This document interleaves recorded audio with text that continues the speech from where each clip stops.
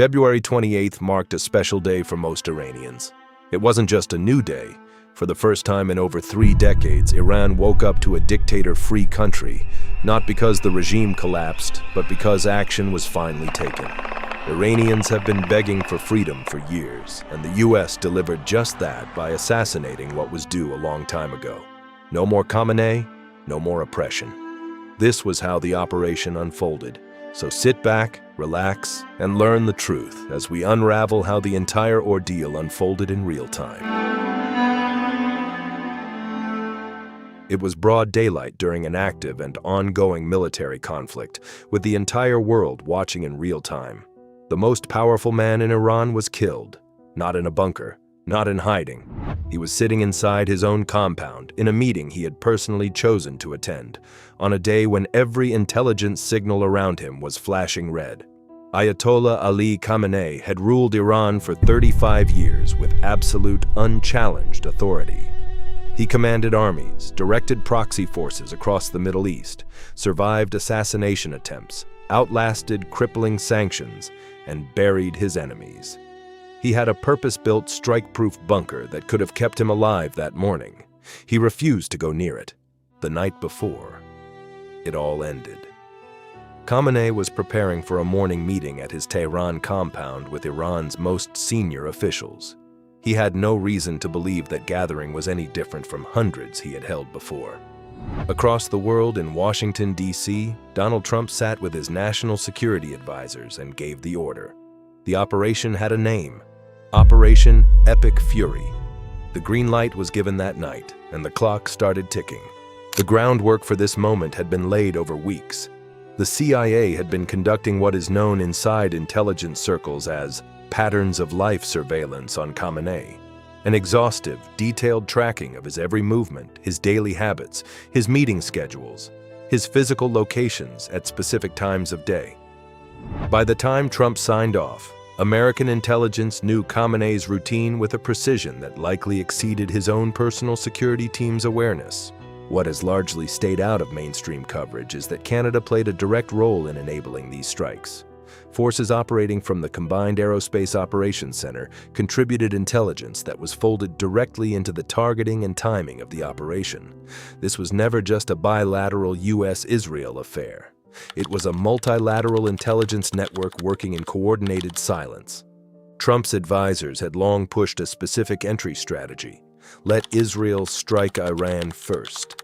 It would provide the United States with genuine strategic cover, a credible reason to enter the conflict without appearing as the opening aggressor. Israel was on board. The plan was locked. The only variable left was opportunity, and the morning of February 28th was about to hand them a perfect one. This is the detail that reframes everything else. Khamenei had access to a bunker that was, by almost every technical measure, impossible to strike from the air. The facility was so deep underground that the elevator alone took 5 full minutes to reach the bottom level. It had been specifically engineered to withstand the kind of precision munitions the US and Israel were known to deploy. After June 2025, as the regional conflict escalated sharply and the threat to Iran's leadership became explicit and public, Khamenei's own security personnel repeatedly urged him to relocate there. He refused. Every time. This was not a failure of information or a lapse in judgment born of confusion. It was a conscious, deliberate ideological position.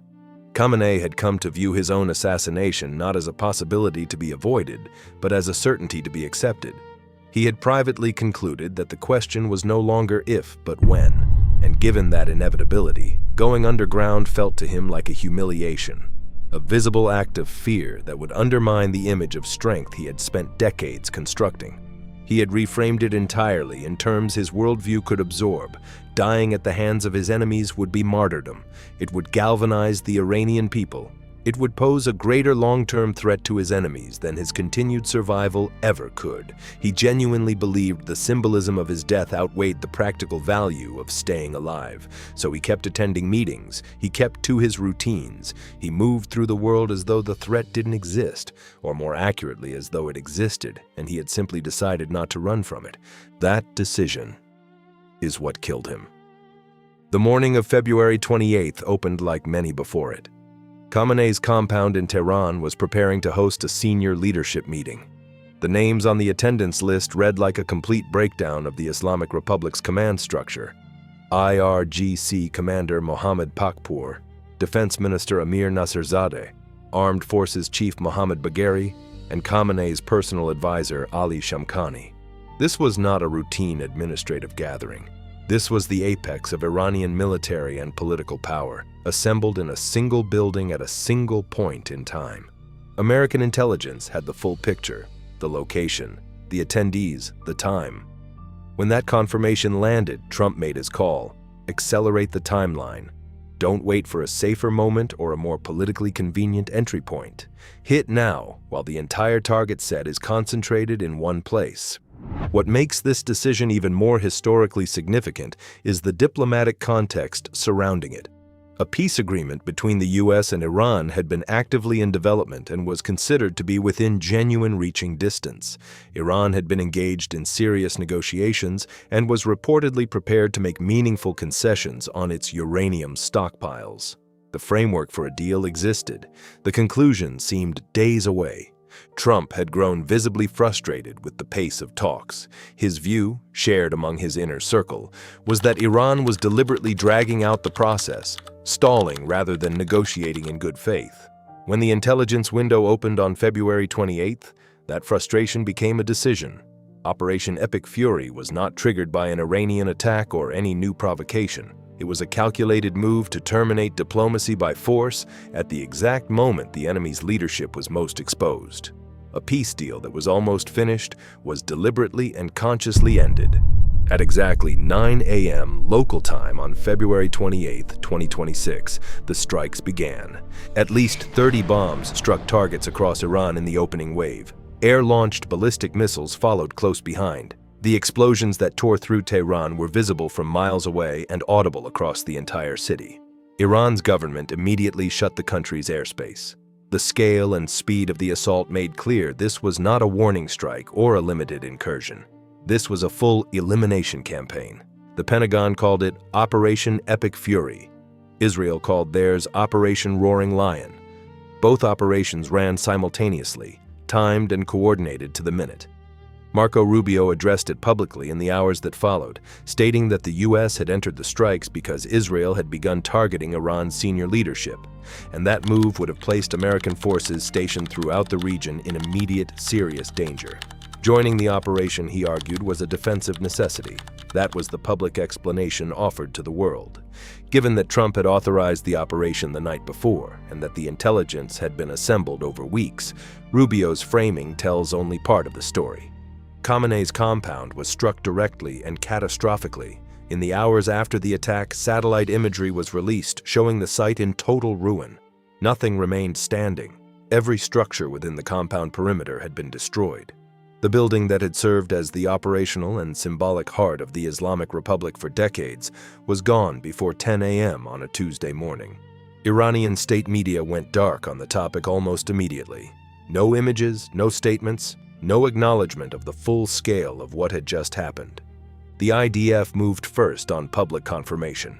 Spokesperson Effie Dufresne announced that senior Iranian officials had been killed in the strikes, naming IRGC Commander Pakpour, Defense Minister Nasserzadeh, Armed Forces Chief Bagheri, and advisor Shamkhani. Iran separately acknowledged 4 additional intelligence officers killed. But the central question, the one the entire world was waiting on, remained unanswered for hours. Iran's government held the line on denial. Foreign Minister Abbas Araghchi gave a direct interview to NBC News and stated plainly that the supreme leader was alive. He had been moved out of Tehran to a secure location, Araghchi insisted, and was still actively directing Iran's military response. It was a disciplined denial, authoritative, specific. It bought the regime several hours of breathing room. Then Trump confirmed it. Netanyahu confirmed it independently. Both leaders stated that Khamenei's body had been physically recovered from the rubble of his compound and that photographic evidence had been reviewed and verified by each of them personally. The denial had nowhere left to go.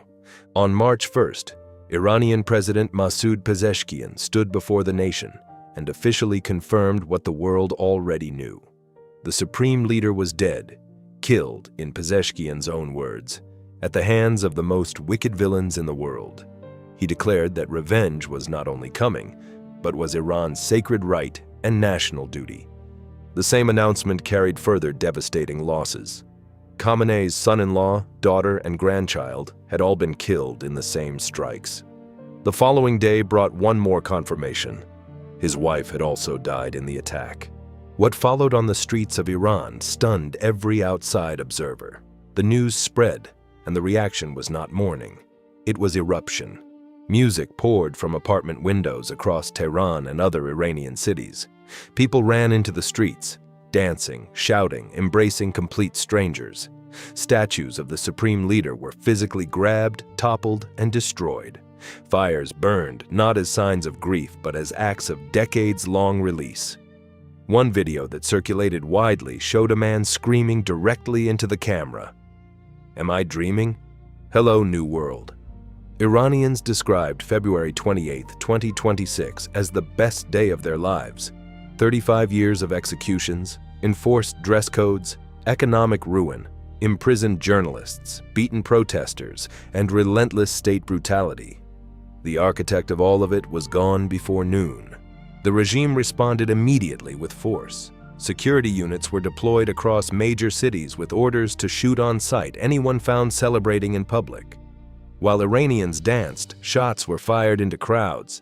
The contrast was as stark as anything in the country's modern history.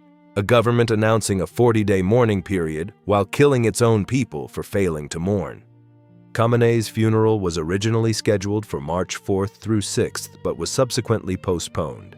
He was to be buried in Mashhad, the northeastern holy city where he was born, a symbolic full-circle ending to a life spent wielding religion as political control. The global reaction split almost immediately along predictable and unpredictable lines. Trump, in an interview given within hours of official confirmation, called Khamenei's killing justice. Justice specifically for the Iranian people. He hinted strongly that he already had a clear idea of who Iran's next leader should be, and stated directly that he wanted a personal hand in determining that outcome. The implications of an American president openly discussing the installation of a foreign country's leadership were not lost on the international community. Ukraine celebrated publicly on social media. The United Kingdom stopped short of celebration, but was unambiguous. His death would not be mourned by many, and Khamenei was acknowledged plainly as the head of a dangerous, repressive regime. In Los Angeles, Iranian exile communities flooded the streets, waving Iranian flags, alongside signs reading, "Make Iran Great Again." Exiled Crown Prince Reza Pahlavi declared it the definitive end of the Islamic Republic. Iran's remaining government insisted otherwise. The regime would survive, adapt, and retaliate. Vladimir Putin called it a cyclical murder, a phrase that carried weight precisely because of what it left unsaid. For the first time in 37 years, Iranians woke up the following morning without the man who had shaped the entire framework of their lives, their laws, their dress, their speech, who they could love, and how openly they could exist. He had called his assassination inevitable. He had refused to hide from it. The bunker sat empty underground. 5 minutes by elevator would have changed everything. He chose not to take it.